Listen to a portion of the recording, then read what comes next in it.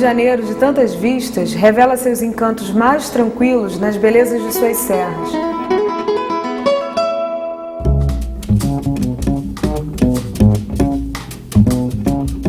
Na subida para Petrópolis, a natureza tão bem desenhada parece esconder um lugar novo, ainda pouco desvendado.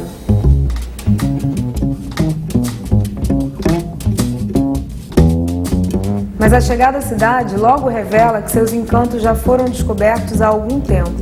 Estamos na cidade imperial.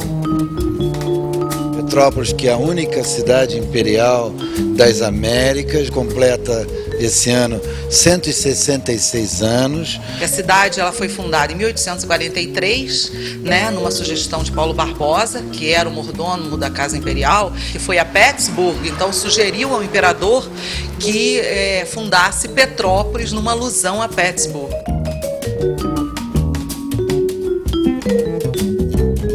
Ele queria uma colônia de homens livres, né? Quer dizer, apesar de ser ainda em 1845, numa época que ainda tinha a escravatura no Brasil, a cidade tinha um perfil de imigrantes europeus e homens livres. Vista de alguns pontos, Petrópolis parece ter sido desenhada. A cidade planejada recebeu, segundo a vontade do imperador, sucessivos grupos de imigrantes, braços livres, mãos especializadas.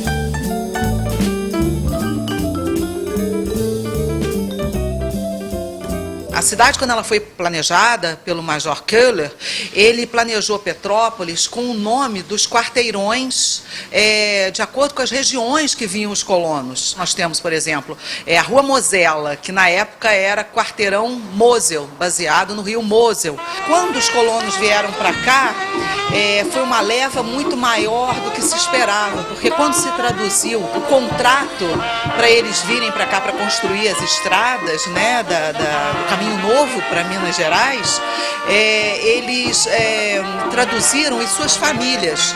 Na verdade eram pai, mãe e filhos, mas como traduziram para o alemão famílias, vieram muito mais gente do que se esperava. A herança dos colonos é muito forte na cidade e a Casa do Colono ajuda a reconstruir essa memória.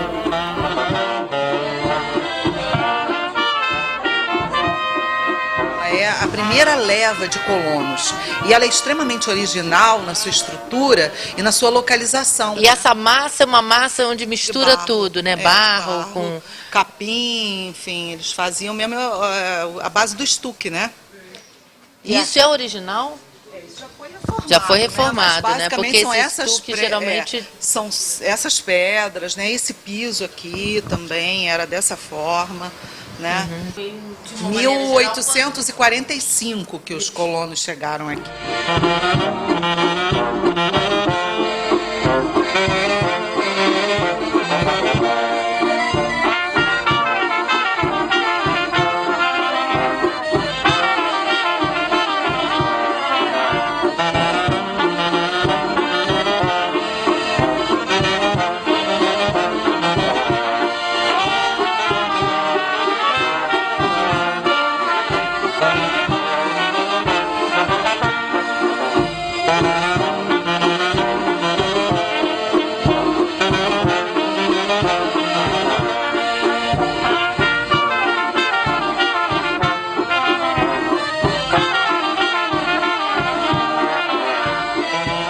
Eles sobreviviam de atividades primárias, então das plantações, da criação de animais, né? E meus bisavós, por exemplo, né, tudo tirava da terra, né? Era assim muito interessante a vida dos colonos aqui.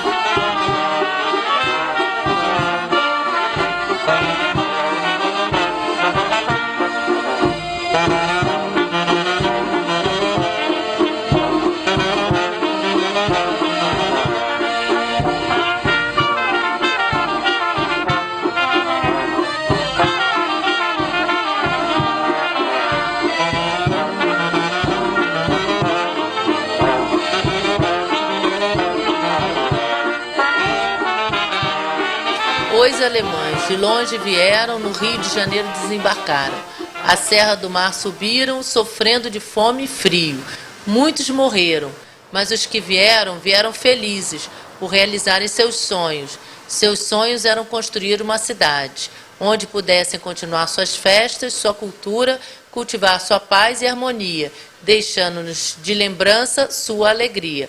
Bruna de Oliveira Teixeira, 12 anos, colégio, eu não sei falar... Gunnar Wingren. De Petrópolis. Singela, né? Os encantos desta região chamaram a atenção de Dom Pedro I. Mais tarde, Dom Pedro II foi quem realizou o desejo do pai, construindo, segundo sua vontade, a cidade em que ele e a família imperial passariam muitos verões no século XIX. A memória da vida pública e privada dessa família é construída na narrativa da exposição do Museu Imperial. Que é o maior ícone desse legado que nós recebemos, um dos museus mais visitados do Brasil.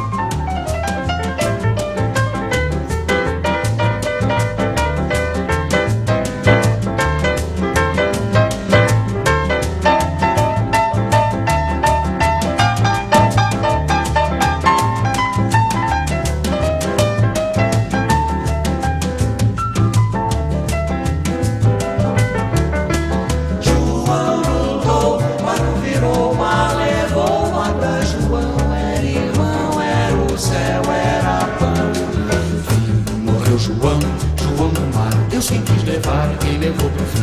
Um Deus no mar, que outro Deus matou, que pesca pescou, mas que não voltou.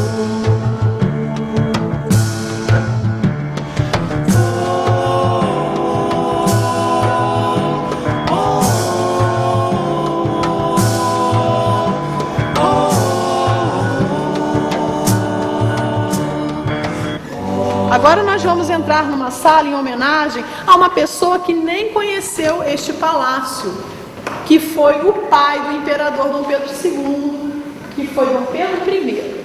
Dom Pedro I, ele comprou essas terras onde hoje é a cidade de Petrópolis. Na época, Petrópolis era uma fazenda e se chamava Fazenda do Córrego Seco. E a intenção de Dom Pedro I, ao adquirir esta propriedade, a Fazenda do Córrego Seco, era de construir aqui uma residência de verão, um lugar onde ele pudesse fugir do calor do Rio de Janeiro, das epidemias que estavam a surgir por lá. Então, ele comprou em 1830 essa propriedade, esta fazenda. Só que no ano seguinte, em 1831, Dom Pedro I abdicou do trono, teve que voltar para Portugal e deixou Dom Pedro II aqui no Brasil com apenas 5 anos de idade. E deixou para ele também essas terras de herança. Quando Dom Pedro II cresceu, ficou adulto, mandou construir essa residência de verão, realizando aquele sonho antigo que o pai tinha.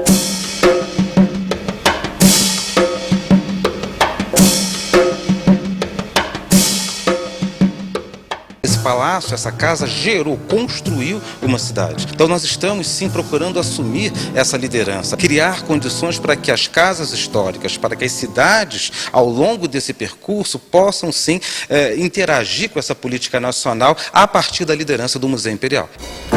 Criada para ocupar um lugar tão referencial no Império, Petrópolis teve a sua vida cotidiana marcada pela proclamação da República. Como achar os vestígios dessa passagem na cidade imperial? Então aqui é a esquerda. Obrigado.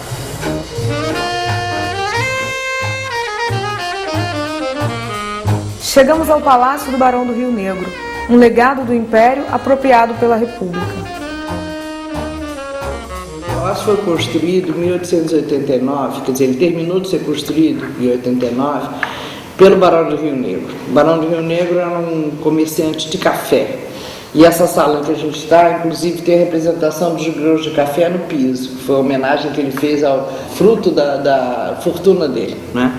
Logo em seguida, por razões que ainda não se tem muito certas, ele deixou o palácio e foi-se embora para Paris. Minha opinião pessoal é que ele acompanhou Dom Pedro II, porque foi justamente no ano da proclamação da República.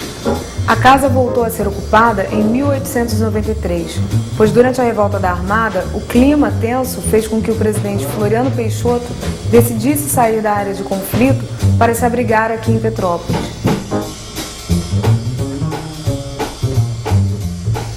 A cidade momentaneamente se fez capital da província do Rio de Janeiro. Passado o susto, a casa voltou a ficar vazia em um novo período de esquecimento. Nesse meio tempo, uma série de percalços, hipotecas, já dívidas da família, né, com o Banco da República do Brasil, que seria o Banco do Brasil de hoje em dia, e a União, então, já o governo federal, já era república, comprou a casa, quitou a hipoteca e a casa passou a ser utilizada como residência de verão dos presidentes da República. Então fazia todo sentido, né, sair do Rio de Janeiro e vir a Petrópolis passar o verão.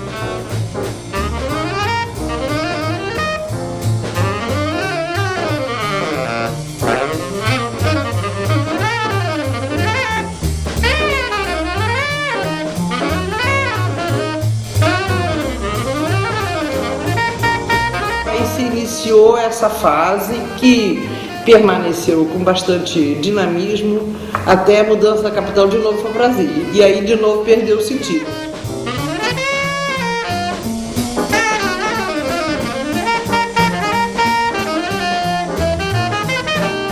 No fim das contas, a história do país, ela parou, na verdade não parou, mas parece ter parado, porque houve um corte e aí depois ninguém mais toca no assunto. E é muito estranho isso, se a gente considerar que estamos vivendo num país republicano, né? Uma república consolidada e que não se sabe quase nada.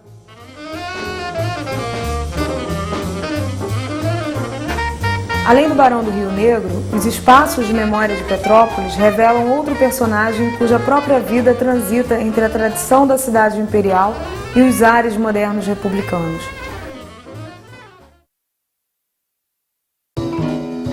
Trata-se de Alberto Santos Dumont.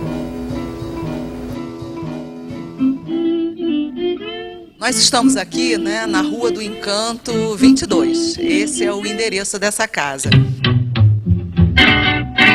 Foi construída em aproximadamente 6 meses, supervisionada pelo engenheiro, né, o Dr. Eduardo Pederneiras, e com um acompanhamento constante de Santos Dumont.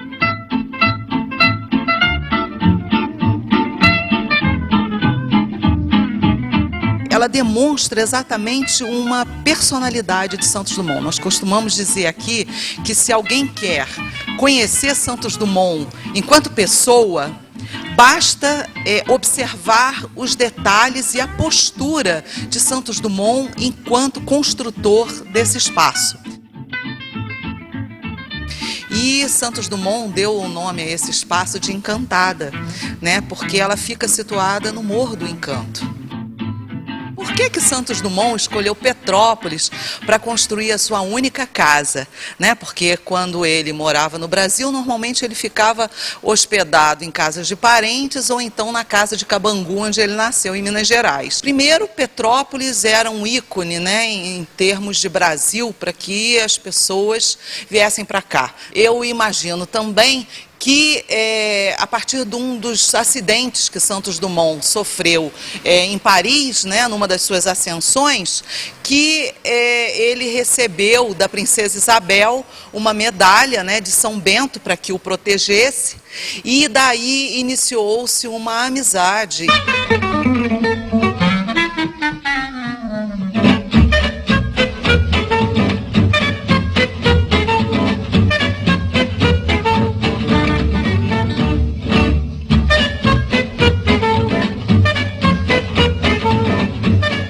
Quando Santos Dumont mandou fazer essa escada, ela ficou muito íngreme, né? Muito em pé.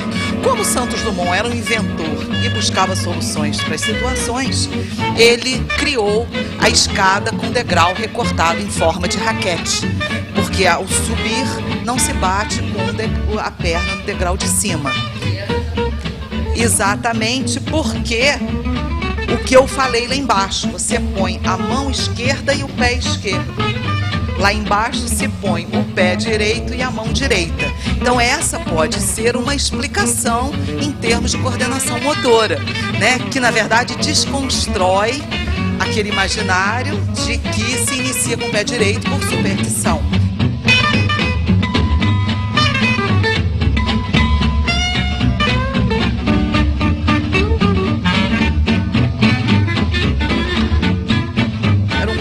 Ele marcava presença em Paris, né?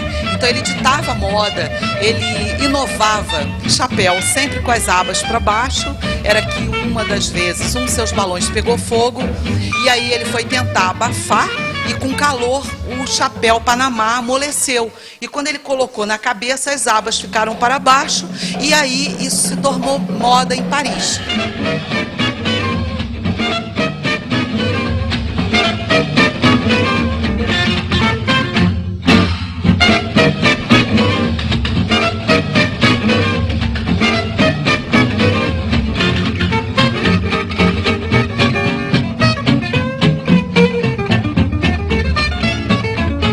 Ele ganhou o prêmio, que o Deutsche de la Meurthe, né, que ele contornou a Torre Eiffel, né, e conquistou a dirigibilidade.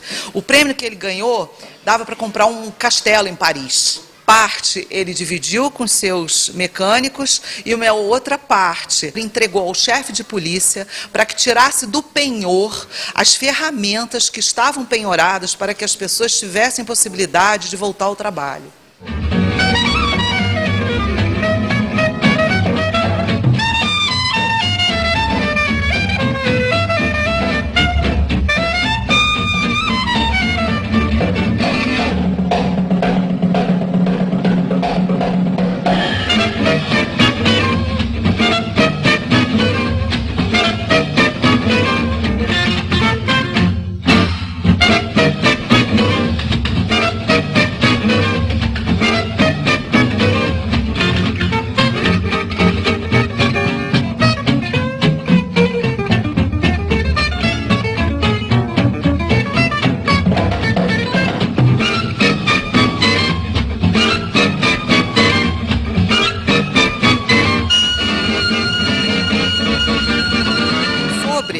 A escrivaninha de Santos Dumont em forma de asa delta, nós temos uma carta que ele, já doente, já debilitado, internado na Suíça, ele manda livros que ele restaurou para que fossem vendidos em Petrópolis e o dinheiro arrecadado fosse distribuído às casas de caridade da cidade. E foi esse o objetivo dele ao fazer o homem voar. Na verdade, o intuito dele era encurtar as distâncias, fazer com que a comunicação fosse facilitada e, a partir daí, as pessoas estivessem mais próximas umas das outras.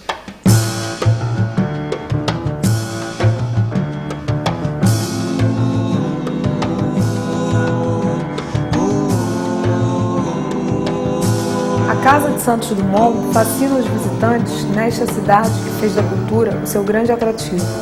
A cultura para nós é o nosso maior patrimônio, né? Petrópolis tem na cultura a essência do desenvolvimento econômico, da geração de emprego. Mais de 90% dos turistas que vêm à nossa cidade vêm atraídos pela nossa história, pela nossa cultura, não é? São quase 600 mil turistas ano que recebemos na nossa cidade. Terminamos nosso percurso. São muitas memórias, instituídas ou não. Assim como os museus elegeram suas histórias e dentro delas seus personagens, o projeto Panorama Museal do Estado do Rio de Janeiro também fez uma opção dentro desta história de tantos séculos. Que a visita suscite novos percursos e multiplique as memórias. Um dia vi